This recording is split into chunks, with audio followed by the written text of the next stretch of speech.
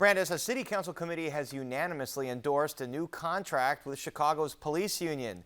This as police officers have been working under terms of a contract that expired more than 4 years ago. WTTW News reporter Heather Cherone joins us now with more details. All right, Heather, we've talked about this before, but remind us the key elements of this contract.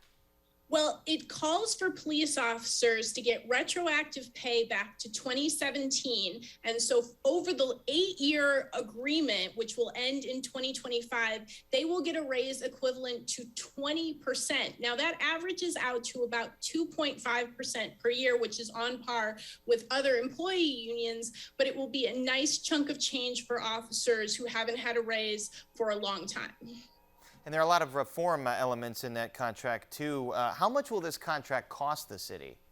Well, in all, in 2022, it will cost the city $375 million to pay the retroactive pay and cover the raises that are called for in 2022. Now, how is the city going to pay that huge bill? Well, they've got $100 million saved, and they're going to refinance $1 billion in debt to save another $250,000 or another $250 million, I should say.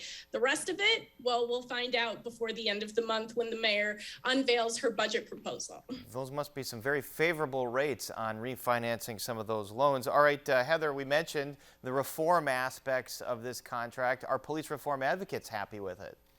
Well, this deal would end a 40-year ban on the investigation of anonymous complaints filed against Chicago police officer. So that was a big issue raised in the Department of Justice's 2017 investigation of the CPD. So that is a big deal. However, the big outstanding issue remains about whether cops should be allowed to work however long they want at a second job. That issue is still under negotiation and may end up in front of an arbitrator. And there are other issues that will remain that police reform advocates aren't pleased with, including cops will continue to get 24 hours before they have to speak with an investigator after a police shooting.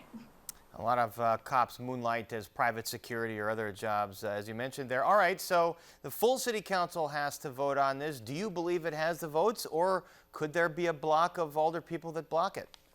Well, there could be, but the city's labor negotiators were very clear when presenting this deal to the City Council's Committee on Workforce Development. If it's not approved by the City Council, it will be, quote, a roll of the dice, whether there will be a better agreement or an agreement really anytime soon, because as you said at the top, it took 4 years, more than 4 years to negotiate this agreement, and it was a very difficult process. Yeah, 4 years, and I mean, it seemed like the two sides would never come to the table, and they do have an agreement here. We'll have to see what City Council does. All right, Heather, thanks so much. Thanks, Paris. And you can read Heather's full story on our website, WTTW.com/news.